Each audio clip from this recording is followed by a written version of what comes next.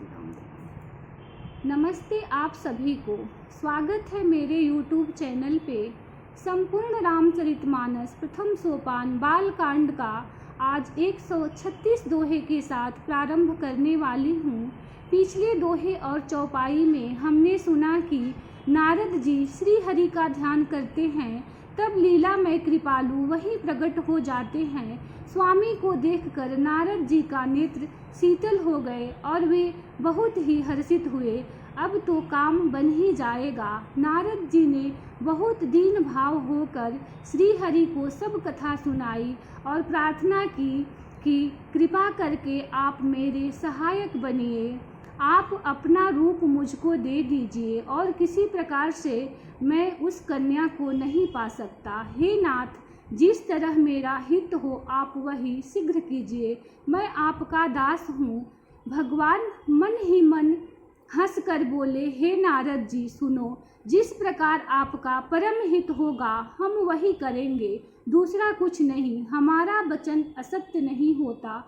ऋषि राज नारद जी तुरंत वहाँ गए जहाँ स्वयंवर की भूमि बनाई गई थी। राजा लोग सज धज कर अपने अपने आसन पर बैठे थे। मुनि नारद मन ही मन बड़ा खुश हो रहे थे कि मेरा रूप बड़ा सुंदर है, मुझे छोड़ कन्या भूल कर भी दूसरे को नहीं बरेगी। कृपा निधान भगवान मुनि के कल्याण के लिए उन्हें ऐसा कुरूप बना दिया था जिसका वर्णन नहीं किया जा सकता। वहाँ 2 शिव जी के गण थे। वे सब भेद जानते थे। ब्राह्मण वेश बनाकर सारी लीला देखते फिरते थे। इस विशेष चरित्र को किसी ने नहीं जाना, केवल राजकन्या ने नारद जी का वह रूप देखा। कृपालु भगवान भी राजा का शरीर धारण कर वहां जा पहुँचे। राजकुमारी ने हर्षित होकर भगवान के गले में जयमाला डाल दी। लक्ष्मी निवास भगवान दुल्हन को ले गए। सारी राजमंडली निराश हो गई। मोह के कारण नारद जी की बुद्धि नष्ट हो गई थी। राजकुमारी को जाते देख नारद जी विकल हो गए। तब शिव जी के गणों ने मुस्कुरा कर कहा कि जाकर दर्पण में अपना मुंह तो देखिए। मुनि ने जल में झांक कर अपना मुंह देखा। अपना रूप देखकर उनका क्रोध बहुत बढ़ गया। मुनि ने गुस्सा होकर दोनों गणों को राक्षस होने का श्राप दिया। मुनि ने फिर जल में देखा तो उन्हें अपना असली रूप प्राप्त हो गया। मुनि वहां से सोचते हुए चले जा रहे हैं कि उन्हें श्राप दूं या अपना प्राण त्याग दूं। श्री हरि ने जगत में मेरी हंसी कराई। तभी रास्ते में ही श्री हरि उन्हें मिल गए। साथ में लक्ष्मी जी और वही राजकुमारी थी। भगवान ने कहा, हे मुनि, व्याकुल की तरह कहाँ चले? ये शब्द सुनते ही नारद जी को बड़ा क्रोध आया। माया के वशीभूत होने के कारण मन में चेत नहीं रहा। आगे आइए सुनते हैं नारद जी क्या कहते हैं। श्री राम जय राम जय जय राम, श्री राम जय राम जय जय राम। असुर सुराबिस संकरहि आपुरमा मनि चारु, स्वार्थ साधक कुटिल तुम सदा कपट व्यवहारु। श्री राम जय राम जय जय राम, श्री राम जय राम जय जय राम। असुरों को मदिरा और शिव जी को विष देकर तुमने स्वयं लक्ष्मी और सुंदर कौस्तुभ मणि ले ली। तुम बड़े धोखेबाज और मतलबी हो, सदा कपट का व्यवहार करते हो। परम स्वतंत्र न सिर पर कोई, भाव ही मन ही करहु तुम सोई। भल ही मंद मंद ही भल करहु, विस्मय हरस नहीं कछु धरहु। तुम परम स्वतंत्र हो, सिर पर तो कोई है नहीं, इससे जब जो मन को भाता है वही करते हो। भले को बुरा और बुरे को भला कर देते हो। हृदय में हर्ष विषाद कुछ भी नहीं लाते। दह की परी चेहु सब काहू, अति असंक मन सदा उछाहू। करम शुभाशुभ तुम ही न बाधा, अब लगी तुम ही न काहू साधा। सबको ठग ठग कर परख गए हो और अत्यंत निडर हो गए हो। इसी से ठगने के काम में मन में सदा उत्साह रहता है। शुभ अशुभ कर्म तुम्हें बाधा नहीं देते। अब तक तुमको किसी ने ठीक नहीं किया था। भले भवन अब बायन दीन्हा, पाव हुगे फल आपन कीन्हा। बंचहु मोहि जवनी धरि देहा, सोई तनु धरहु श्राप मम एहा। अब कि तुमने अच्छे घर बना दिया है, मेरे जैसे जबरदस्त आदमी से छेड़खानी की है, अतः अपने किए का फल अवश्य पाओगे। जिस शरीर को धारण करके तुमने मुझे ठगा है, तुम भी वही शरीर धारण करो, यह मेरा शाप है। कपि आकृत्य तुम किन्हि हमारी, करिहहि किस सहाय तुम्हारी। मम उपकार कीन्ह तुम भारी, नारी बिरह तुम होब दुखारी। तुमने हमारा रूप बंदर का सा बना दिया था, इससे बंदर ही तुम्हारी सहायता करेंगे। जिस स्त्री को चाहता था उससे मेरा वियोग कराकर तुमने मेरा बड़ा अहित किया है, इससे तुम भी स्त्री के वियोग में दुखी होगे। श्री राम जय राम, श्री राम जय राम जय जय राम। श्राप शीस धरि हर सिहिया, श्राप शीस धरि हरसिया। प्रभु बहु बीनति कीन, जिन माया के प्रबलता करसि कृपा निधि लीन। श्री राम जय राम, श्री राम जय राम जय जय राम।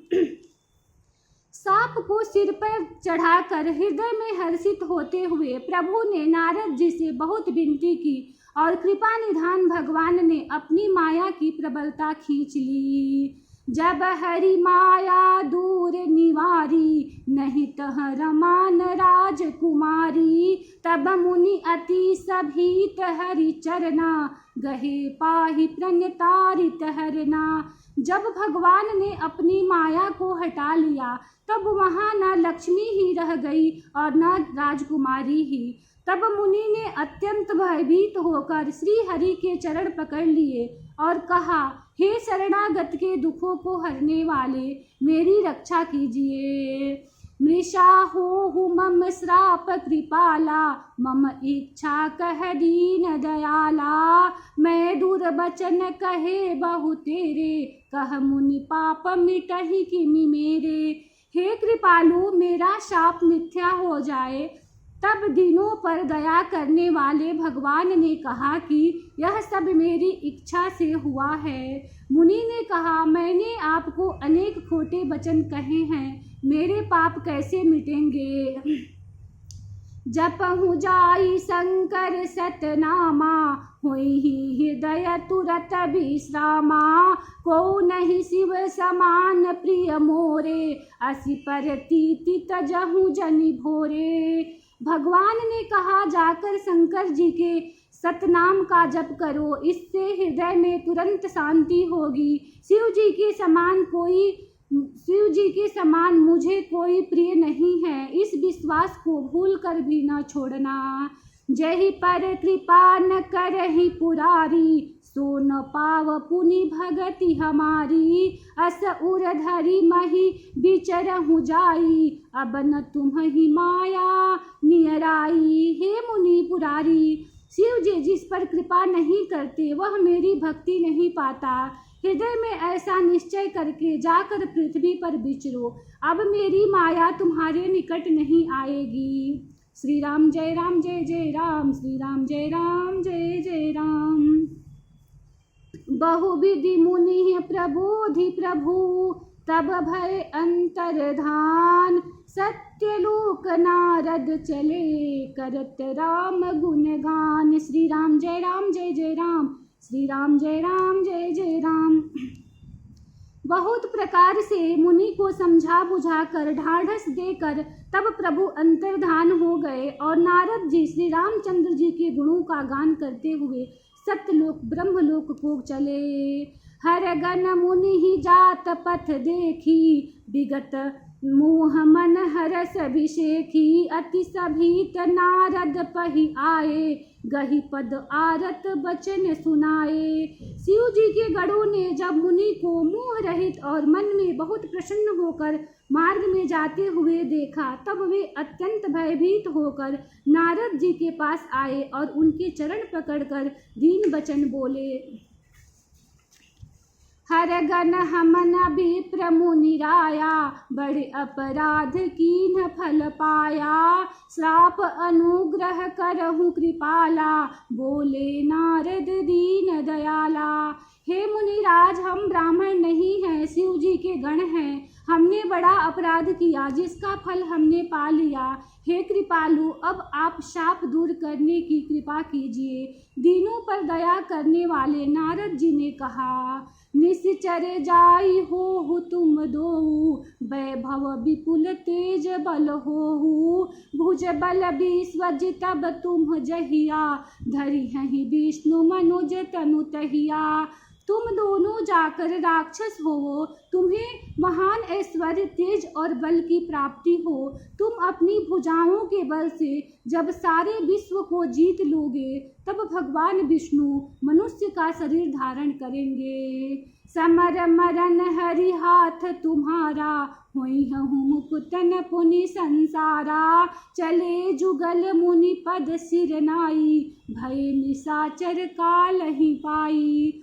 युद्ध में श्री हरि के हाथ से तुम्हारी मृत्यु होगी, जिससे तुम मुक्त हो जाओगे और फिर संसार में जन्म नहीं लोगे। वे दोनों मुनि के चरणों में सिर नवाकर चले और समय पाकर राक्षस हुए। श्री राम जय राम, श्री राम जय जय राम। एक कल्प एहि हेतु प्रभु, लीन्ह मनुज अवतार। सुर रंजन सज्जन सुखद, हरि भंजन भूवि भार। श्री राम जय राम, श्री राम जय जय राम। देवताओं को प्रसन्न करने वाले, सज्जनों को सुख देने वाले और पृथ्वी का भार हरण करने वाले भगवान ने एक कल्प में इसी कारण मनुष्य का अवतार लिया था। एहि विधि जन्म करम हरि के रे, सुंदर सुखद विचित्र घनेरे।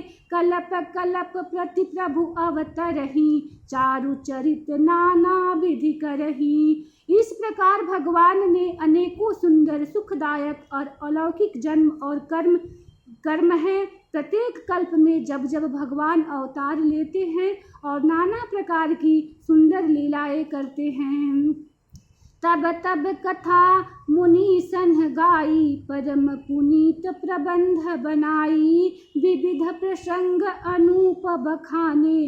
करहि न सुनि आचर्य सयाने। तब तब मुनीश्वरों परम पवित्र काव्य रचना करके उनकी कथाओं का गान किया और भांति भांति के अनुपम प्रसंगों का वर्णन किया है, जिनको सुनकर समझदार विवेकी लोग आश्चर्य नहीं करते। हरि अनंत हरि कथा अनंता, कहीं सुनहि बहु विधि सब संता। रामचंद्र के चरित सुहाए, कल्प कोटि लगी जाहि न गाए। श्री हरि अनंत है, उनका कोई पार नहीं पा सकता और उनकी कथा भी अनंत है। सब संत लोग उसे बहुत प्रकार से कहते सुनते हैं। श्री रामचंद्र जी के सुंदर चरित्र करोड़ कल्पों में भी गाए नहीं जा सकते। यह प्रसंग मैं कहा भवानी, हरि माया मोह ही मुनि ज्ञानी। प्रभु कौतुकी प्रणत हितकारी, सेवत सुलभ सकल दुखहारी। शिव जी कहते हैं कि हे पार्वती, मैंने यह बतलाने के लिए इस प्रसंग को कहा कि ज्ञानी मुनि भी भगवान की माया से मोहित हो जाते हैं। प्रभु कौतुकी लीलामय हैं और शरणागत का हित करने वाले हैं। वे सेवा करने में बहुत सुलभ और सब दुखों के हरने वाले हैं। सुर नर मुनि को नाही जेहि, न मोह माया प्रबल। अस विचार मन माहि भजिय, महामाया पति। श्री राम जय राम, श्री राम जय जय राम। और मुनियों में ऐसा कोई नहीं है जिसे भगवान की महान बलवती माया मोहित न कर दे।